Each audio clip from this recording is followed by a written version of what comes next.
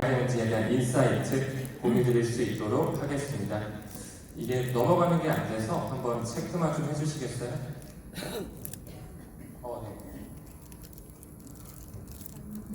네, 좋습니다. 저는 현재 타임 메모리즈라고 하는 유튜브 채널을 운영하고 있고요. 양력에 나오는 것처럼 성균관대학교에서 핀테크 MBA 석사 과정을 밟고 있고요. 블록체인 연구회 설립을 해서 현재 출범 중에 있고, 지금 많은 대한민국 사람들이 우리 크립토 업계에서 공부할 수 있는 환경을 만들고자 투자 샤간 학교를 운영 중에 있습니다. 네, 아무쪼록 제 소개는 여기까지 좀 진행을 하고요. 여러분들은 여기 나와 있는 이런 코인들 중에 아마 여기 나와 있는 이 세 가지, 네 가지 코인들은 다 가지고 계시지 않을까라는 생각을 좀 하는데요. 비트코인, 이더리움, XRP, 그리고 마지막에 달러로 표시된 스테이블 코인. 우리 원경희 의장님께서 아까 말씀 주셨던 것처럼 어제 오늘 상원과 하원에서 이제 지니어스 액트, 스테이블 액트라고 하는 법안들이 통과가 이루어지고 있습니다. 아마 올해 여름이 끝나기 전에 트럼프에서 완전히 도장을 찍는 그런 법안이 통과되는 일정까지 소화하게 될 것 같은데, 여러분들께서는 정말 이 크립토 생태계에 빠르게 눈을 뜬 것에 대해 감사해야 되지 않을까. 파이오니어라고 하죠. 선구자의 역할로서 나아가고 있는 여러분들이라고 저는 생각을 하고 있습니다. 비트코인부터 좀 얘기를 해볼까요? 비트코인. 처음에는 블랙록의 CEO 레리 핑크라든지 JP모건의 회장 제미 다이먼도 폰지 사기다, 돈 세탁 지표다라고 얘기를 했었죠. 근데 이제는 말 바꾸기를 하고 IMF라고 하는 국제통화기금, 여기는 전 세계를 아우러서 국제금융을 감독하고 관리하는 하나의 굉장히 막대한 기구이죠. 본사는 워싱턴 DC에 있는데, 이제 통계에 대한 어떤 이정표 자체를 바꾸면서 비트코인을 받아들이고 있죠. 화면에 보이시는 것처럼 국제 수지 반영을 하면서 이제 디지털 자산들을 완전히 편입하려는 움직임을 보여주고 있습니다. 또한 미국의 재무부 역시 비트코인은 이제 쓸모없는 뭔가 폰지 사기와 같은 허상이 아니라 하나의 디지털 골드다, 온라인 금으로서 인정하고 있죠. 또한 이런 보고서까지 나오면서 미국의 재무부, IMF와 같은 국제 기구들에서 비트코인이라는 하나의 디지털 자산 클래스를 인정하고 있습니다. 그렇기 때문에 여기 보이는 것처럼 비트코인은 디지털 골드구나, 우리가 하나씩 최소 1개, 2개 정수 단위로는 좀 모아가야겠구나, 내 자손에게 물려준다는 생각으로 중장기적 접근이 필요한 자산 클래스라고 생각하고 있습니다. 두 번째, 이더리움을 한번 좀 말씀드리려고 하는데요. 아마 이더리움도 투자하고 계신 분들, 혹시 이더리움 투자하고 계신다 손 한번 들어주시겠어요? 역시 많이들 투자하고 계시네요.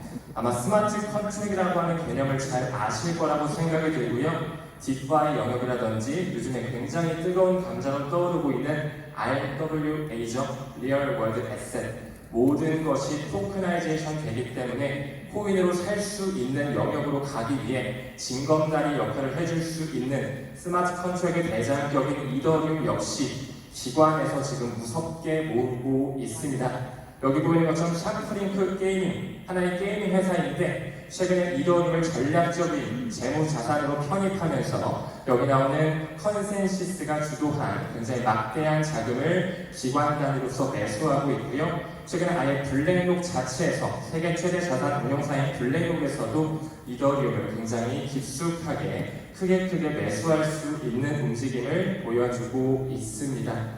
또한 런던의 자산 운용사라고 잘 알려져 있는 곳이거든요. 아브랍사스 캐피탈, 여기는 우리나라의 금융감독원이 있다면 영국의 FCA라고 하는 금융행위감독원이 있습니다.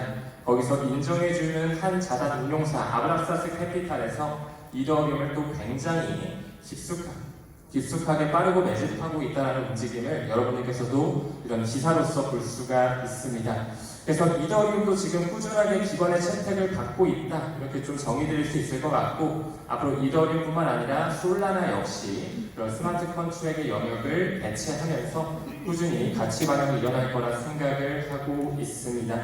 네, 이제 비트코인과 이더리움은 이 정도만 보고요. 이제 제가 리플 XRP에 대해서 좀 집중적으로 공부한 사람으로서 여러분들께서 또 고야 차트를 통해 XRP 수량 늘리기를 꾸준히 하고 계신 걸로 알고 있는데, XRP에 대한 펀더멘탈과 최근에 XRP에 대한 동향들을 좀 알아갈 수 있도록 하겠습니다. 비트코인도 그렇고 이더리움도 그렇고 굉장히 많은 기관에서 매집하고 있다는 것을 방금 보여드렸는데 XRP도 마찬가지거든요. 여기 보이는 디지털 커머디티 캐피탈이라고 하는 한 원자재 투자회사, 상품 투자회사에서도 XRP를 전략적으로 매수하겠다는 이런 발표를 낸 바 있었고요. 뿐만 아니라 사우디아라비아 왕자가 조달했던 비보파워, 미국 나스닥에 상장되어 있고요. 에너지 솔루션 회사인데 지금 현재 그 유대계 자본으로서 XRP를 본격적으로 매집하려고 하는 움직임을 보여주고 있고, 디지털 보안회사, 수탁회사인 비트고와 손을 잡으면서 그들이 장외거래로, 오버 더 카운터라고 하는 거래소가 아닌 장외거래로 XRP를 막대하게 모아가려는 움직임이 좀 보여지고 있습니다. 그뿐만 아니라 여기 보이는 중국의 리버스 인터내셔널이라는 회사라든지 또 하이퍼스케일 데이터라고 하는 데이터 센터에서 지금 지속적으로 XRP 또한 기관의 채택을 받고 있거든요. 그렇기 때문에 우리가 지금 XRP 3,000원대 아직까지는 좀 박스권 영역을 보여주고 있지만 조금 더 중장기적으로 1년, 2년, 3년 금방 이제 뉴스메타도 3년, EX도 3년이 됐다고 들었는데 그런 기간만 지나고 나게 되면 지금 현재의 이 가격 굉장히 돌아가고 싶은 순간이 되지 않을까 이런 생각을 가지고 있습니다. 현재 XRP 같은 경우는 여러분 잘 아시다시피 현물 ETF가 준비되어지고 있거든요. 여기 화면에 보이시는 21 캐피탈이라든지 위즈덤 트리라든지 카나리 캐피탈 또한 AUM 1조 달러가 넘어가는 여기 프랭클린 템플턴까지 10개가 넘는 자산운용사에서 XRP 현물 ETF를 준비하고 있고요. 또 최근에 11번째 제프림의 CEO 자체는 선물 ETF를 미국에서 최초로 출시하면서 XRP에 대한 선물 ETF는 이미 미국에서도 활용이 되고 있습니다. 2배 롱 레버리지 상품을 출시하면서 이 테이프리메라고 하는 CEO 자체가 XRP에 대해 강한 어떤 펀더멘탈의 확신을 가지고 있다는 걸 알고 있는데 그 테이프리메 CEO가 이렇게 말합니다. XRP는 앞으로 유틸리티, 활용성이라고 하죠. 쓰임이 가장 많은 코인이 될 것이다. 이런 말을 하면서 XRP에 대한 비전에 대해서 강한 믿음을 대중들에게 알려주고 있었습니다. 또한 CME 임원은 이런 얘기를 했죠. XRP에 대한 현물 ETF, 사실상 이미 따놓은 당상이라고 생각을 하고 있고요. 아직까지 SEC에서 완전히 승인해주지 않았지만 결국에 올해 안에 2025년 안에 XRP에 대한 현물 ETF 반드시 출범될 수밖에 없다라고 생각을 하고요. 그 전에 리플과 SEC의 소송이 먼저 좀 끝나줘야 될 것이고 세계 최대 자산 운용사인 블랙록에서 이 현물 ETF를 신청해주는 움직임 아마 그게 가격 상승의 요인으로도 작용될 수 있지 않을까 이 생각을 가지고 있습니다. CME그룹뿐만 아니라 골드만삭스에서도 과거부터 결제에 대한 기회라고 하는 보고서에서 서클과 코인베이스뿐만 아니라 리플을 함께 등재시키면서 국경 간 결제에 대한 새로운 파이프라인이다, 혁신을 가져올 수 있다라고 말한 바가 있었고요. JP모건에서도 XRP 현물 ETF가 출시가 된다면 막대한 자금이 들어올 수 있다라고 하는 정답지를 우리에게 알려주고 있었습니다. 그렇기 때문에 아직까지 우리 개인 투자자 입장에서는 XRP 현물 투자하시는 분들 특히 좀 지루하고 지지부진하고 거시경제 환경도 매우 불확실성에 놓여있기 때문에 좀 지치신 분들도 많이 계실 것 같은데요. 뒤에서 그 기관들이 개인들이 던진 페니셀 물량들을 모두 다 흡수하고 있다는 것을 꼭 명심하셨으면 좋겠네요. 이제 슬슬 수면 위로 점점 떠오릅니다. G20에 대한 정상회담의 의제에서도 XRP 결제 혁신을 가져올 것이다. 그리고 세계 경제 포럼에서도 리플사와 파트너십을 맺으면서 점점 XRP에 대한 내재 가치가 수면 위로 대중들에게 알려지는 시기가 다가오고 있고요. 그렇기 때문에 우리는 현물 투자뿐만 아니라 여러분들 고열 차트로 꾸준히 XRP 수량 늘리시는 거 적극적으로 해주실 필요가 있겠죠? 리스크 관리 잘 하시면서 꾸준히 본인의 자산 증식을 하셨으면 좋겠다. 이 말씀도 좀 드리고 싶네요. 네, 그리고 리플의 임원진 역시 2025년을 매우 중요하게 바라보고 있는데 이 부분에 대해서는 지금 현재 금융에 대한 판자체가 바뀌는 과정과 이따 말씀드릴 ISO 20022 메시징 표준과 리플과의 연관성을 연계시키면서 설명 좀 드릴 수 있도록 하겠습니다. 아무튼 이제 슬슬 법과 제도가 만들어지고 있고요. SEC에 대한 의장 자체도 게리 겟슬러가 떠났고 폴 애킨스 신임위원장이 앉았죠. 그리고 미국의 상품 선물거래위원회 브라이언 컨텐츠라는 사람, 앤드리슨 호로위치에서 크립토 정책 책임자를 맡았던 사람인데 이제 곧 청문회를 앞두고 인준 과정을 준비하고 있습니다. 모두 다 친크립토 인사라는 걸 이루어 본다면 이제 점점 우리가 투자하고 있는 디지털 자산들의 퀀텀 점프가 이루어지는 시기가 다가오고 있음을 직감하셨으면 좋겠네요. 그러면서 리플의 임원은 또 이렇게 말하죠. 전례 없는 블록체인의 어떤 유입이 들어오면서 결제의 판도가 바뀔 것이다. 세상에 대한 4차 산업혁명이죠. 블록체인과 AI의 시대가 급부상하면서 우리가 살아가는 시대 굉장히 빠르게 바뀔 것이라는 것. 왜 도널드 트럼프가 크립토 차르 부서죠? 황제라고 불리는 차르, 그리고 데이비드 사스라고 하는 사람을 영입해서 블록체인과 인공지능 산업을 키우려고 하는지 그 부분과 괴를 같이 한다라고 봐주시면 좋을 것 같네요. 리플의 CEO가 또 이런 얘기도 했거든요. 리플사에서 찍어내고 있는 달러 기반의 스테이블 코인 RLUSD, 리플 USD라고 잘 알려져 있죠.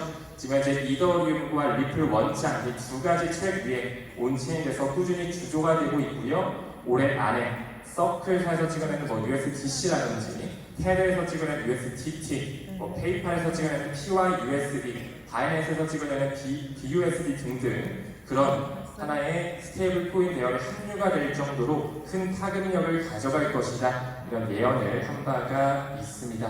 현재 RLUSD는 화면에 보이시는 것처럼 전 세계를 비롯한 약 20개국 거래소에 상장이 이루어지고 있고요. 아마 조만간 코인베이스라든지 바이낸스에도 상장이 이루어지지 않을까 생각이 들고 있습니다. 기사 밑에 나오는 것처럼 리플의 스테이블 코인 수석 부사장을 맡고 있는 잭 맥도날드, 이 사람의 이력을 봤을 때 현재는 리플에서 일을 하고 있지만 그 전에는 UBS, 스위스의 1등 거래 그리고 금융 플랫폼에서 일을 했었고요.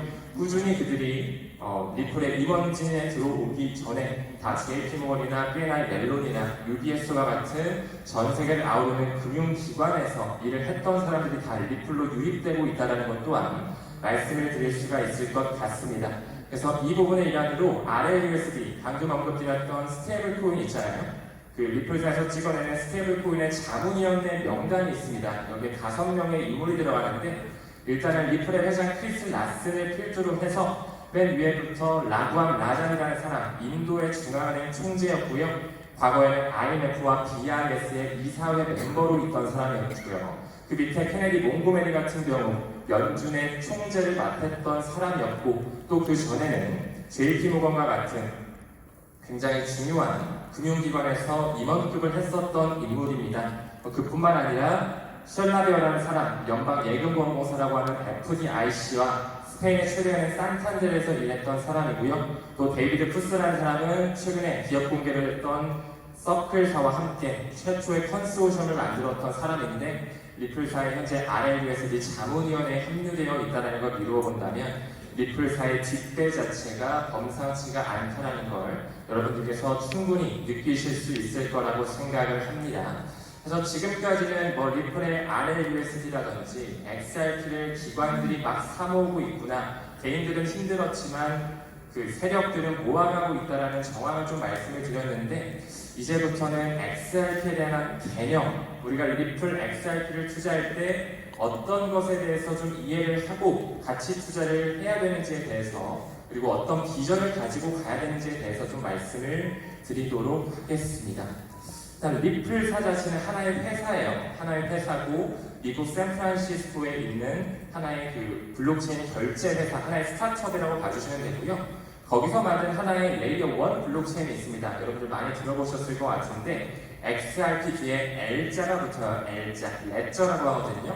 XRP 레저라고 하는 하나의 블록체인을 그들이 만들었고 그 안에서 네이티브 디지털 애셋으로서 돈이 이동될 때마다 활용되는, 소각돼서 없어져 버리는 코인이 바로 우리가 지금 투자하고 있는 고양 차트로 매일매일 모아가고 있는 그 XRP 코인이다. 이렇게 좀 이해해 주시면 되거든요. 리플은 하나의 회사, 그들이 만든 블록체인이 XRP 레저, 그 안에서 쓰이는 코인이 우리가 지금 투자하는 XRP 코인이다. 이렇게 좀 봐주시면 되겠고요. 여기 화면에 나오는 것처럼 리플의 공식 홈페이지에서도 리플 원장을 통해서 우리가 지금 투자하고 있는 XRP 코인이 유틸리티로 활용된다. 어딘가 돈을 이동할 때, 가치가 전송될 때 쓰인다라는 것을 의미하는 거죠. 여기서 나오는 것처럼 XRP는 이 금융기관에서 브릿지 통화로 활용이 되면서 브릿지 커런시로 없어져 버리면서 가치가 빠르게 이동된다라는 이 개념을 반드시 이해를 해주셔야 됩니다. 우리가 항상 부동산이든 주식이든 코인이든 수요와 공급 법칙에 따라서 가격이 올라가잖아요. 이 발행량은 딱 1000억 개로 정해져 있고요. 가치가 이동될 때마다 이 XRP가 소각됨으로써 앞으로 디플레이션 토큰화 구조를 취하고 있다는 이 정확한 개념을 꼭 이해해 주셨으면 좋겠습니다. 네, 그래서 리플의 공식 홈페이지, 개발자 홈페이지를 이루어 보더라도 하나의 가치가 이동될 때 여기 화살표 보이는 0.00001 XRP가 소각된다. 이 개념을 좀 이해해 주시고 그 옆에 가로 열고 10프로이라고 나와 있죠. 이 XRP는 10 드랍 단위로 없어질 수 있는 하나의 하위 단위가 좀 존재하거든요. 여기도 보이는 것처럼 위에는 0.0001 XRP라고 되어 있고 10방울, 10개의 드롭이라고 써져 있는 게 이 비트코인 같은 경우는 사토시 단위로 나눠져 있다면 XRP 같은 경우는 여기 드랍 단위로 나눠질 수 있는 그런 하위 단위가 있는 거거든요. 그래서 우리가 지금 현재 1억 5천만 원 하는 비트코인도 되게 비싸지만 아마 5년 뒤, 10년 뒤에는 비트코인을 사토시 단위로 구매하게끔 여러분들이 보실 거예요. 나중에는 XRP가 가격이 엄청 올라간다면 여기 보이는 드랍 단위 100만 분의 1로 쪼개지게끔 애초부터 설계가 되어 있다는 걸 꼭 인지해 주셨으면 좋겠습니다. 그리고 비트코인 같은 경우는 굉장히 좀 느리죠. 결제를 하는 부분에 있어서 좀 느리기도 하고 수수료도 굉장히 비싸요. 그래서 요즘에 비트코인 레이어 2라고 해서 라이트닝 네트워크가 또 실생활에 많이 활용은 되거든요. 하지만 소액 결제에는 잘 쓰이겠지만 이 국경 간 결제라든지 거액 결제, 기관용 결제에서는 쓰기에는 구조적인 한계가 있습니다. 그렇기 때문에 이 XRP 코인이 더더욱 가치 전송에 있어서는 탁월한 모습을 보이고 있다는 거.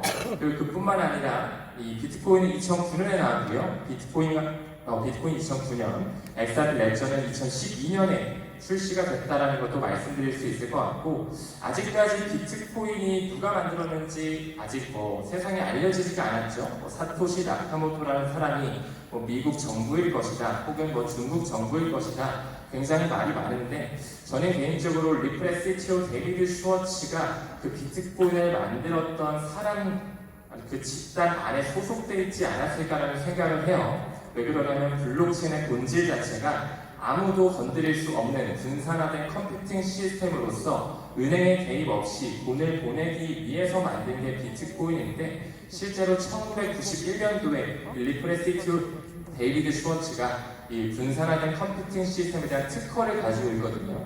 그렇기 때문에 저는 확실하진 않은 정보긴 하지만 그런 특허라든지 데이비드 슈워츠가 과거에 미국의 국가안보국에서도 일했던 이력이라든지 그들의 말들을 좀 봤을 때 충분히 비트코인을 만든 어떤 인물 중에 데이비드 슈워츠 리플의 CTO가 연관된 인물이 아닐까 이런 생각도 좀 들긴 합니다.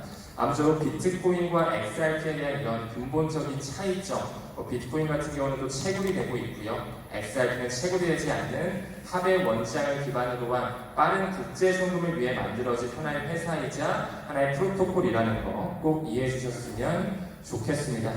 그래서 이제 슬슬 우리가 새로운 화폐에 대한 혁명의 시기로 나아가고 있는데 그 부분의 일환으로 이 스위프트에서 이제 새로운 표준을 받아들이는 시대로 저물어가고 있습니다. 여기서 지금 발간한 한 표준 스탠다드는 이 ISO 20022라고 하는 표준이에요. ISO는 국제 표준화 기구입니다. 여기서 여러 가지 표준들을 만드는 하나의 기관이다 라고 생각해 주시면 되고 20022는 그들이 지금 새롭게 만들어낸 하나의 표준이라고 봐주시면 됩니다. 2022 전에는 15022였어요. 근데 이제 슬슬 블록체인을 가미한 새로운 표준의 시대가 오고 있다고 보시면 되고요. 이 스위프트에서 ISO 20022 이 코드 자체를 넣는다는 것 자체는 여러분들께서 잘 알고 계시는 여기 나오는 JP모건 회사 같은 이런 미국의 월가의 은행들도 모두 다 이 표준을 받아들인다라고 생각해 주시면 됩니다. 즉 시대적 방향성이라고 느껴주시면 되겠죠. 그렇기 때문에 JP모건의 공식 홈페이지에 들어가더라도 ISO 2002가 보이고요. 뱅크 오브 아메리카 여러분들 잘 아실 것 같은데 여기도 역시나 똑같은 표준을 준비하고 있네요. 다음으로 웰스파고 역시 ISO 2002 메시징 표준으로의 전환을 준비하고 있고요. 잘 알고 계시는 시티은행 역시도 똑같은 표준을 준비하고 있습니다. 우리 대한민국의 SC제일은행이라고 불리는 스탠다드 차타드 역시 ISO 2002 똑같이 준비하고 있죠. 이제 금융에 대한 표준 자체가 완전히 여기 보이는 ISO 2002로 나아가는 과정에 있습니다. 그럼 우리는 이 표준과 XRP가 어떤 연관성이 있냐, 진짜로 이 표준의 시대가 왔을 때 XRP로 돈이 흐를 수 있냐, 그 팩트 체크를 해볼 필요가 있겠죠. 그 부분에 있어서 ISO 2002에는 4가지의 중대한 그룹이 있습니다. 그래서 맨 위에 보이시는 것처럼 가장 큰 의사결정을 가진 기구가 등록관리 그룹, Registration Management Group이라고 하는 그룹인데요. 여기 제일 첫 번째를 보이시죠? 등록관리 그룹뿐만 아니라 표준평가 그룹, 기술 지원 그룹, 등록기관 이렇게 총 4가지가 있어요. 그 중에서 가장 의사결정 기구로 있는 기구가 등록관리 그룹이다. 거기 안에는 뱅크 오브 코리아, 뱅크 오브 재팬과 같은 그런 중앙은행도 들어가 있고요. 카드사, 비자카드, 마스터카드도 들어가 있고 스위프트도 들어가 있고요. 중앙 예탁기관들도 다 들어가 있습니다. 근데 거기에 우리가 지금 공부하고 투자하고 있는 리플사의 리플 원장을 기반으로 한 국병간 결제 솔루션이죠. 이 리플 네트워크가 탑재되어 있기 때문에 우리가 XRP를 한 달, 2달 짧게 보는 그런 단타용 코인으로 보는 게 아니라 최소 3년, 5년, 10년 내 자손에게 5,000개, 1만 개 정도는 물려줄 수 있다는 비전 투자를 해야 되는 이유와 맞닿아 있다라고 말씀드릴 수가 있습니다. 네, 그래서 언제까지 이 시기가 공존하게 되냐? 화면에 나오는 것처럼 이제 얼마 안 남았죠? 한 6개월 정도밖에 안 남았는데 올해 11월 22일을 기점으로 이제 스위프트에서 완전히 방금 언급드린 그 ISO 2002 메시징 표준을 받아들이는 시대가 오고 있습니다. 즉 다시 말해 모든 금융권에서 이 리플 네트워크를 받아들임으로써 이제 도매용 CBDC, 소매용 CBDC 이런 돈이 이동될 때 거액 결제가 이동될 때는 XRP가 브릿지 통화로 소각되는 구조가 올 수가 있는 거죠. 그 돈이 페소든, 위안화든, 엔화든, 달러든 상관없이 모든 돈 자체를 XRP를 소각시키면서 굉장히 빠른 트랜잭션으로 저렴한 수수료로서 그런 유동성 문제까지 해결하는 국제금융 솔루션으로 활용될 수 있다는 것. 또한 최근에 리플 페이먼트와 리플에서 찍어낸 RLUSD가 통합되는 움직임이 또한 나왔거든요. 그들이 지금 하려고 하는 것 자체가 달러 스테이블 코인을 통해서 앞에 RL자가 붙어있죠. 달러든 엔화든 멕시코 페소든 스위스 프랑이든 유로와 브라질 헤알화, 중국의 위안화, 파울링, 영국의 파운드화 뿐만 아니라 많은 그런 법정 통화들이 RLUSD를 통해서도 자금이 이체될 수 있는 그런 토대를 만들어 놨다라고도 말씀드릴 수가 있습니다. 마지막으로 데이비드 슈워츠 리플의 CTO인데요. 우리는 고려할 수 있다라고 얘기하면서 리플 원장, XRP 레저를 말하고 있죠. 맨 마지막 문단에 Financial System이란 말이 보이실 겁니다. 이 리플을 우리가 투자할 때 단순한 암호화폐가 아니라 새로운 금융 시스템으로 간주하면서 그런 펀더멘탈에 기반한 투자를 해야 된다는 것이고 리플의 회장 크리스 라센 역시 리플은 리플레이스먼트를 하기 위해, 즉 대체하기 위해 나온 것입니다. 지금 현재 스위프트 1.0 시장망 구조 자체는 매우 느리고 복잡하고 수수료도 비싸고 오차율도 존재하지만 이제는 ISO 2002라고 하는 새로운 표준을 통해서 오차가 없고 굉장히 빠르고 효율적인 그런 메시지를 구현하는 양방향 메시징 시스템이 준비되어지고 있다는 것. 즉, 온 디맨드 리퀴디티라고 하는 리플 페이먼트 앞으로 점점 파급력을 가지면서 여러분들이 잘 알고 계시는 레거시 금융에서 선택된 그 시기 올 수밖에 없다라고 생각을 합니다. 그래서 제가 준비한 강연은 이 정도가 되고요. XRP에 대해서 여러분들 투자를 하실 때 조금 더 중장기적인 비전으로 투자를 이어가 주셨으면 좋겠다 그 말씀을 꼭 드리고 싶고, 제가 지금 운영하는 타임 레버리지라고 하는 유튜브 채널이 있습니다. 지금 구독자 수가 99,700명이거든요. 근데 오늘 여기 앉아 계신 분들이 최소 300명은 이상은 될 것 같아서 여러분들 오늘 3주년 된 기념으로 저도 한번 10만 구독자 만들어주시면 정말 좋을 것 같아요. 지금 유튜브에서 타임 레버리지 검색하셔가지고 구독 버튼 한 번씩 꼭 눌러주시면 대단히 감사드리겠습니다. 네, 그럼 오늘 강연은 좀 여기서 마무리 짓고요. 여러분 좋은 하루 되시고 오늘 3주년 다시 한번 진심으로 축하드립니다. 감사합니다.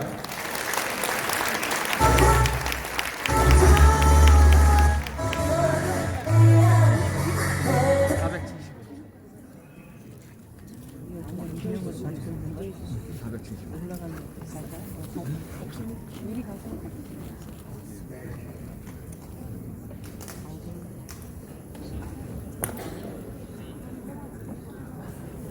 전화금 지금 진짜 회사 만난 것 같다고 내가 가야 된다.